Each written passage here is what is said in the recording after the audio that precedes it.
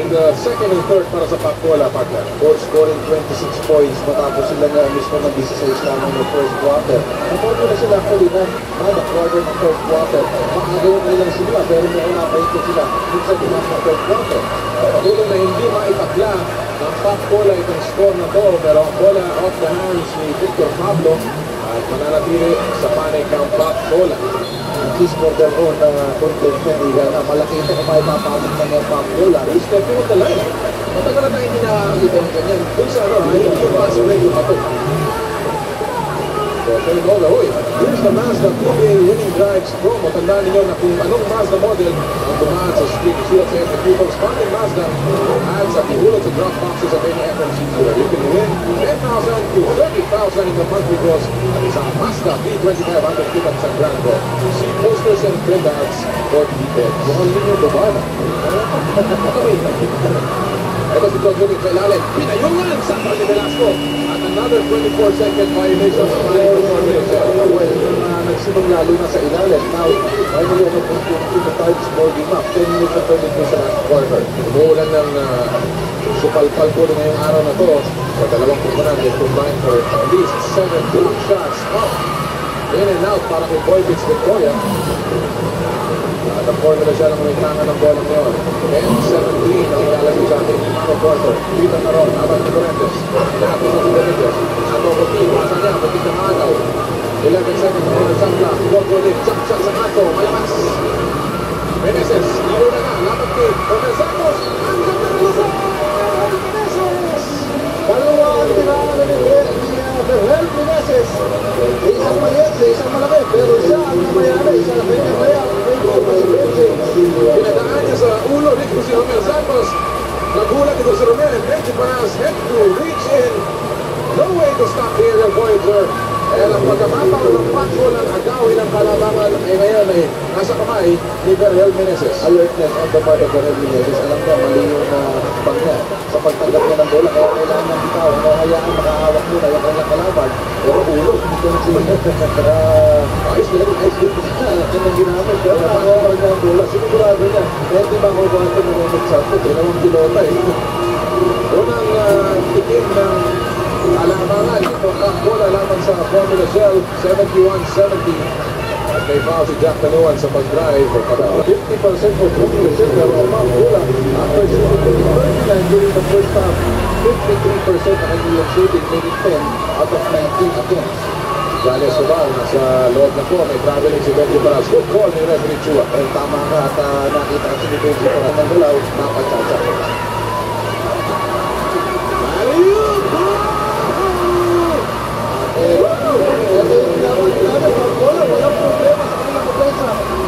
Sabay-sabay pa. Ang palalaking baril nila dito sa fourth quarter. Siguro kasi magayon sa third quarter. Dala pa rin dito sa fourth quarter. Romel Santos tinatawa ni Boy Bits. Siya tapuwagan ng foul. Tandaan po natin kung Pacola na more than a week of play. Eksakto yung timing nila. Nag-uusap yung 5 players na Pacola sa tahanan ni El Mariano. The night they lost to Mobiline. Then after that, nagkaroon ng focus. Nagkaroon sila ng practice. Nag-shooting sa bahay ni Derek Tumaran. And it seems like wala na. Nino ng problema ron. Wala dito sa half-court ngayong araw na to. Ito, umaatake ng Vladimir problema. Ngayon, malinis na malinis na. At simananap na malaman. 75-70 there running with the new Hannibal. It's a 5-point-4-way timeout ng Formula Shell.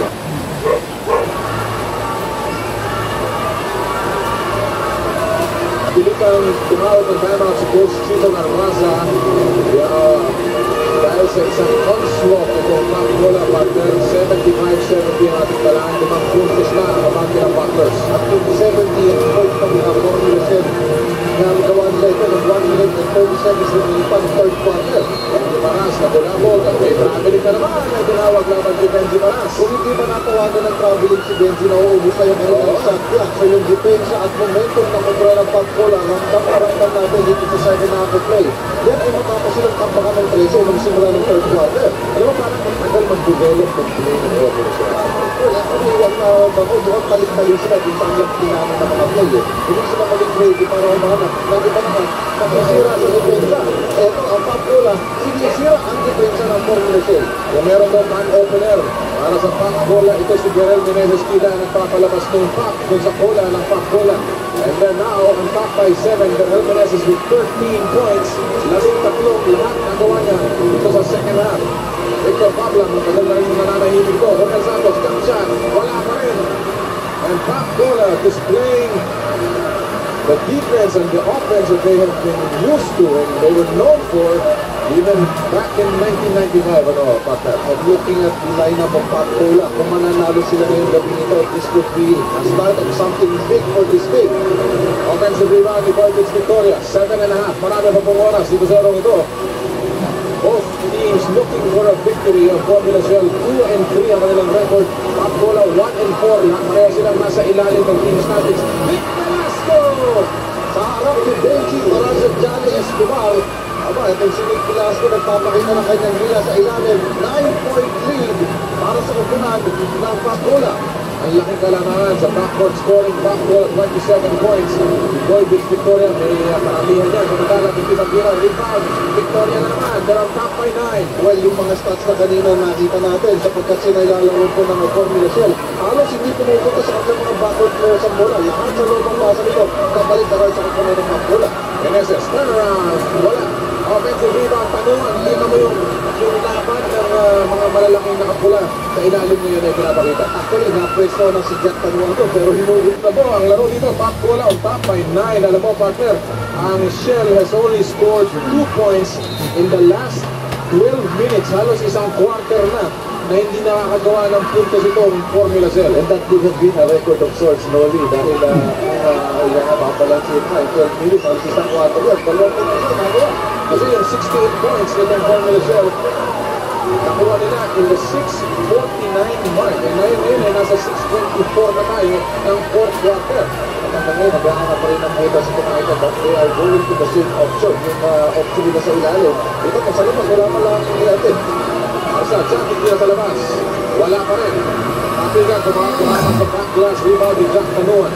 Kabalik na sa umpahan ng Pap Cola once they get the rebound. Lahat nakatunaw na. Patungo sa kanilang front court. Mukhang alam na ang kanilang gagawin. Patuloy ang balasa ng lineup ni Coach Stephen Almaza. 3-point shot. Boyvich Victoria, mahina. Rebound. Nakulot ni Kenneth Dorandes. Pinalik ni Victoria. Ito ang tatlong bumubuhay dito sa kanilang offensive. Victoria, Meneses, Dorandes. 15 seconds sa shot clock ng Pap Cola. Goes baseline. Nalutong ng kalaban. Hirap na tira. Pero sumabit at may foul. Baksak si Meneses. Subalit may foul na itatawag.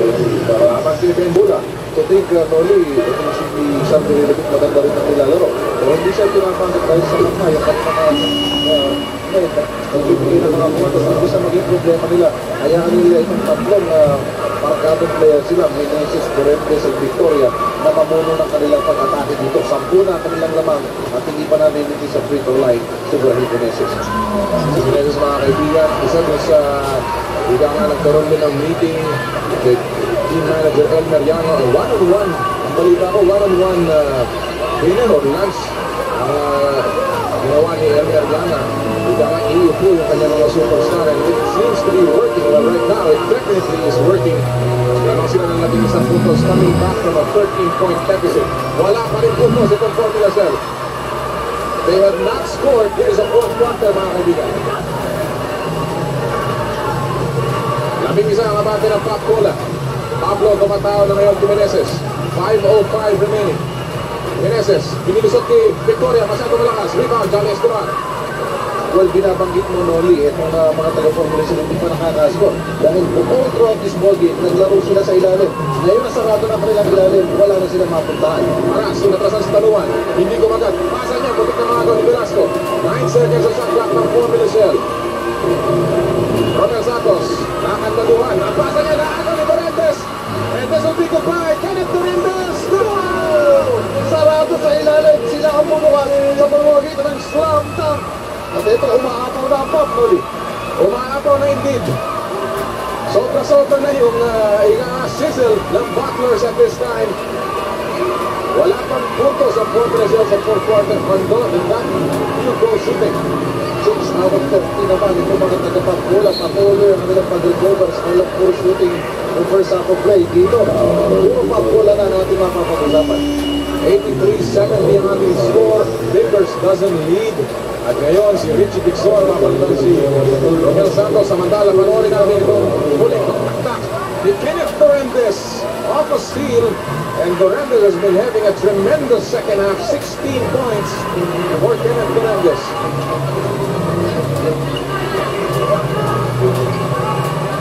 Tumira si Pablo sa labas. Finally! Matagal-tagal hinihintay yun.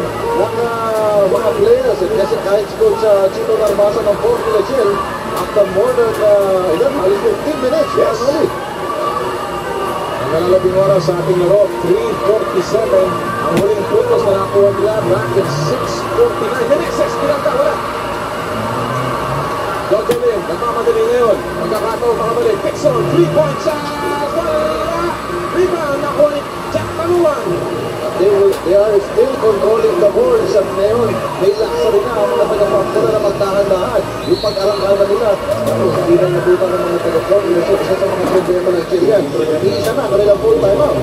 At tatawag ng 20-second timeout. This 20-second timeout is of team manager Yanga. Ano man ang pinag-usapan nila nung maagang-maaga na madaling araw.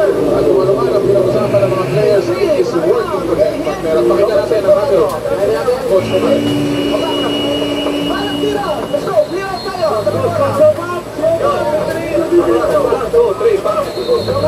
It's popping right now dito sa Kuya Taas ng partner. Pero mukhang taga-Pamplona nila siya. Ay, hindi na. Alam mo, natawag sila ng dala. Pero yun palang 20-second timeout na yun. Ginawala specifically for display. At some sort of respite o pagpapahinga. Oo, ito mga taga-Pamplona. Mukhang napagod din sila sa pag-arangkada nila. Labing isa po ang abante ng Pop Cola. Well, they're looking for a clear out dito. Ito si Agustin, bagong isang bato. After resting on the bench for quite a while, Meneses, 8 seconds on the shot clock. Lumay ng baseline, pumili ang ganda na.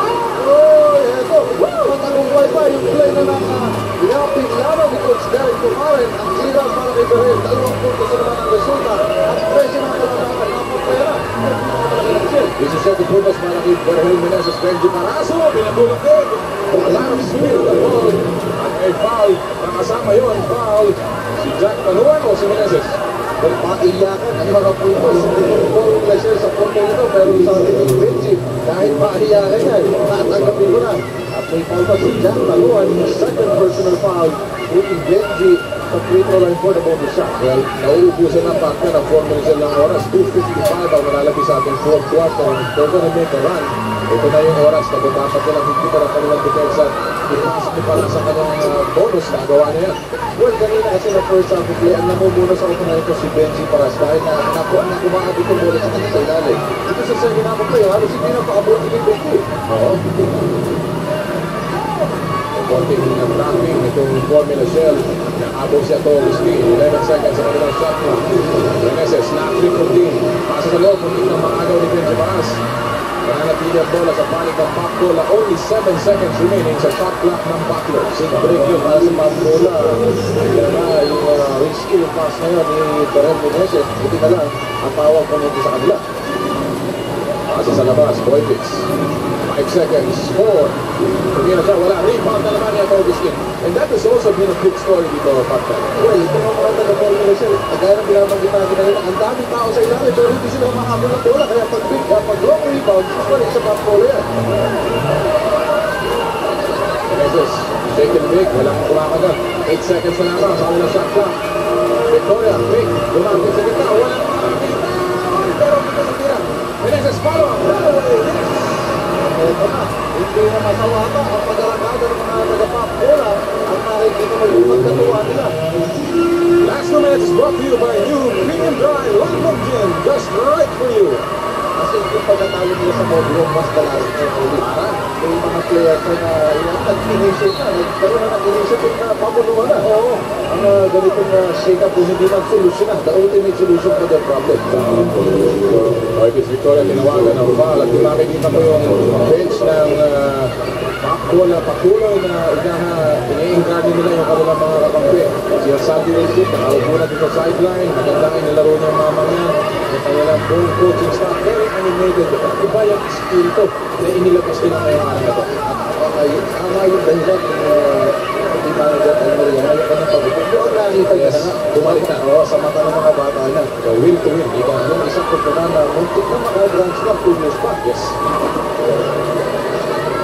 Of course, meron pa po 147 o 146 na nalalagay dito sa laro ito. 10-point lead para sa Pac-Cola at Antonio Michel. Almost had this ball game under control and in their grasp, pero biglang nabitawan yung pag-arangkada sa huling bahagi ng third quarter at dito sa fourth. Namatala, Jack Panuan sa Palimenti Balance. Saratan yun. And they have to hurry now. Jojo Lim. Diyan nagdadala na bola. Nilabas ni Richie Dixon. Binaling ni Jojo Lim. Walang pila. Paco. Poste. Ipinang naman ni Velasco. Pinakulong. Pumasok. Balikas na. Wait. Oo, 1 minute and 15. Posible ba ito? Yung bola. Ito yung naging pula sa kanila nung magkaroon silang dalawang magkasabit na talo. Golazo. Oo, at yan na, mination na hindi ang matalo. Ay, huwag matalo. Kaya pinaabutan sila ng rally sa buhay ng May foul si Richie Dixon. Wala pa sa penalty ang Formula Shell. Ang Pac-Cola po ay may 5 team fouls na. Ang tanong dito, Pop collapse or will Pop continue the popping? May timeout po ang Butlers. Category, winner of the International Award for Excellence. 65 seconds na lang po nalalabis sa ating laro. 8 puntos ang kalamangan ng Pac-Cola Butlers laban sa Formula Shell. Si Zaldi Renubit ay bumalik na dito sa ball game na to for more rebounding and siya mag-iindown. Muntik na si Salvi. Muntik ang mga technical na alala niya. Nasa gitna siya ng court. Bumalik siya agad. May technical pa siya. Oo. Dahil pumasok na siya sa court eh. And that's gonna be a big one, ha? Tama ka dyan. Ay matatapos yan sa pito. 3 possession game pa rin yun. Pero pito na lang yan, ha? At ito, sabi ni Salvi Renubit, naiyak ko pa. Kinakabog niya yung kanyang dito. Kasalanan niya talaga. Nung maalala niya, nasa gitna. Pero ang malaking punto dito, nakikita mo yung mga kampi niya. Hindi lalapitan na siya sinasabi, kalimutan mo na yan. Mas mahalaga dito, maipagpag natin yung ating dumidikit sa ating na pangalan as you see the basket made by Victor Pablo. Yung dumidikit sa kanyang pangalan na nagkukulap sila kapag ganito na last 2 minutes na. So ito, kung ma-wipe out nila itong possible rally ng Formula Shell, yan na, tapos na talaga ang problema ng Pop. So this is a big offensive possession para sa Pac-Cola. Samantala, big defensive stop naman sa mga itong Formula Shell. Second focus po ang kabante ng Pac-Cola. Agustin, 30 seconds sa kanilang shot clock. They spread out the floor. Pinalik yung Victoria nasa kita. May illegal defang itatawag. And that could be a big goal at this stage. Well, tama ka dyan ang kanilang shot clock. At pabor sa kanila, anything na makakapagputol ng mga segundo rin at the same time maintain possession for Pop, kukunin nila yan. Uy, pasa. Bakit na yung mabitawan ang Agustin? Wala pa po sa penalty ang Formula Shell. They're not going to give up this foul at this point, at least. Meneses. 12 seconds sa kanilang stop clock. Full game clock. Nakikita nyo sila yung mga score. Velasco, jumper. Wala. Rebound ni Jojo Lim. Kailangan nila ng mabilis sa basket dito. Isipin, 3-point shot. Dapat nilang bilhin. Masyado malakas yung tiro nila. At madali siya. At ito, nakuha pa ng Pac-Cola. And that could be Yes. Yan po na natin yung oras at ang Pac-Cola will snap out. Okay, long drought. Ika nga, malaking regalo to. At welcome back para sa kanilang team manager na si Elmer Yanga at Agustin Bobong Masalabas. oh! Counted talaga yun. And that has been the story. This entire team showing a lot of spirit today. Relubit, Victoria, Agustin, Velasco, Torrentes, Meneses. Final score po natin, nagwagi ang Pac-Cola Butlers.